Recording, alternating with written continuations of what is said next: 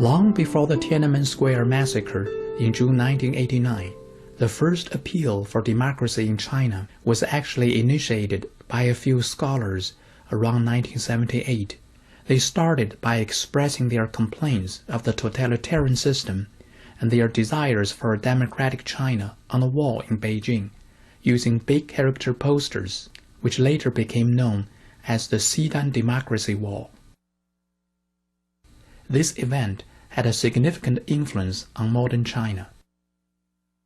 Poet Huang Xiang was a pioneer of this democracy enlightenment movement.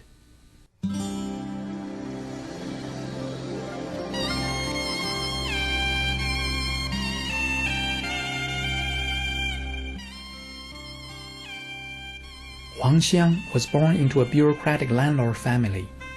His father was a military officer in the nationalist army and was killed in prison by the communists. However, the suffering of his family didn't end at his father's death. The unfortunate fate passed on to the young Huang Xiang. He was raised in a miserable time. Life at that time was full of class struggle, imprisonment, and terror.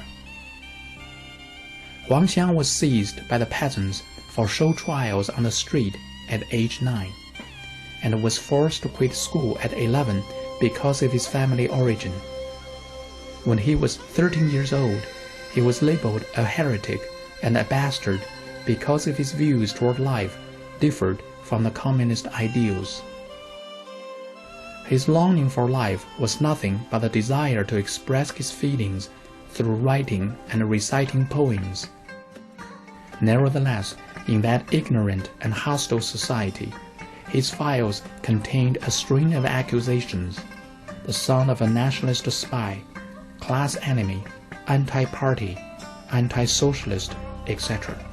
He was doomed to live in the lowest social layer in this communist totalitarian system because of his family origin and his personality. I was imprisoned 6 times, all because of my pursuit of poetry, which was considered a crime at that time. As early as 1959, when I was only a teenager, I loved the blue sky, the white clouds, and the endless grasslands. Especially in Tibet, the snowy mountains are solemn and respectful. They can impart a sense of purity.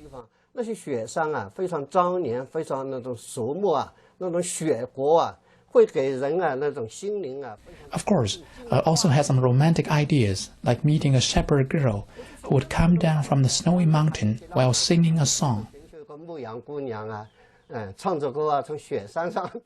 That was the illusion of a poet, but I was thrown into prison for that for 4 years during the best time of my youth. A poet would normally dream of freedom,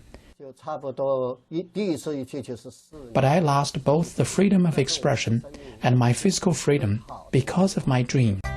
In addition to writing folk songs in his early years, Huang Xiang seriously started the creative work of writing poems in the 1960s, before the Cultural Revolution.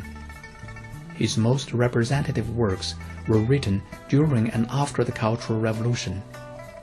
In his over 40 years of writing career in mainland China, he has accumulated more than 3 million characters of manuscripts, but none of them were published in the mainland. Nonetheless, his creative enthusiasm was never stamped out.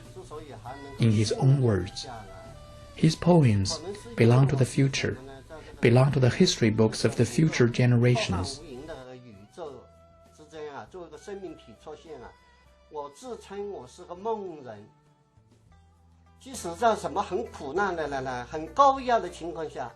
Maybe it is because I'm optimistic, so I can endure and survive. 这些朋友和我一起，他们有这几个人的名字：李家华、方家华、穆建刚。这就是中国当时最早的民主权运动的第一把手。 My friends and I started the very first appeal for democracy in China. These are the pioneers of Chinese democracy. Over the last several decades, we had always been very submissive. accepting whatever the communists imposed on us, and had this kind of notion. But today, as a human being, we must stand up. We went to Beijing to express our voice. Huang Xiang went to the office of the People's Daily, and on the wall he painted a huge torch. Along its side, a 1-foot-tall Chinese phrase, Enlightenment.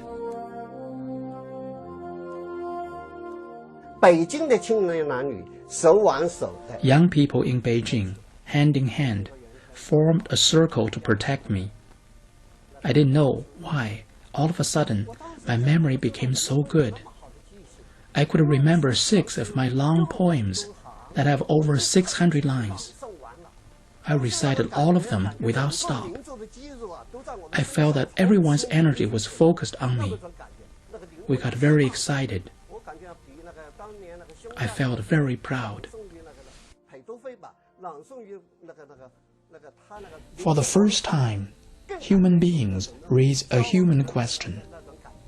Why the party can dictate the life and death of thousands? Why we have to worship its leader as an idol? Ring the bell of truth, the torch said. Ignite the lamp of science. Restore the human kindness, and hand over totalitarianism to death.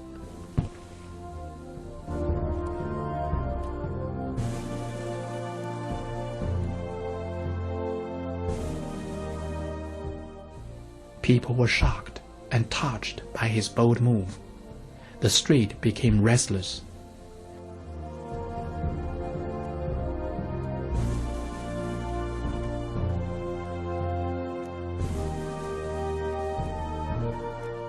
At this time, a plainclothes police in the crowd suddenly questioned, Huang Xiang, who is the idol you're referring to? 当然我指的偶像是现实社会的偶像，也是个抽象意义的千年的封建传统的那种偶像。 Of course, the idol I was referring to was Mao Zedong. 就是神话了的那种万人顶礼膜拜那种偶像，我反对是那么东西。这事情震动很大，整个北京城哗然。 This event had a major impact on Beijing. In the same evening, the Central Committee of the Chinese Communist Party had an emergency meeting. A curfew was imposed in Beijing. The CCP sent an aircraft to our hometown to fetch our files urgently. I felt that those in power in a dictatorship really didn't have any confidence. They got so nervous. They are so weak. Actually, just a poet showed up. If they gave me the freedom to publish my works, I would need to come to express myself on the street of Beijing.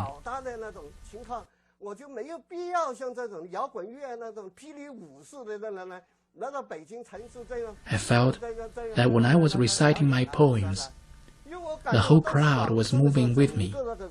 Many people had tears in their eyes. Huang Xiang was charged with disturbing social order and sentenced to 3 years in forced labor camp.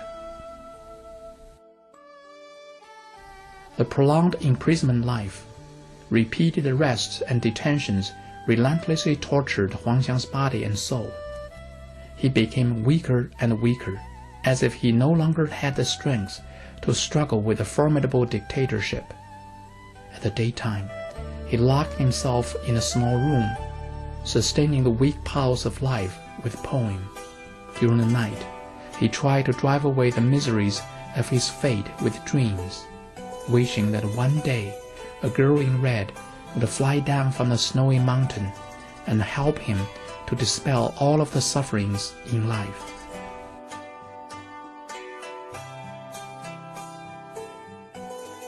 Miraculously, he met a girl and they got married. They now live peacefully together in the United States.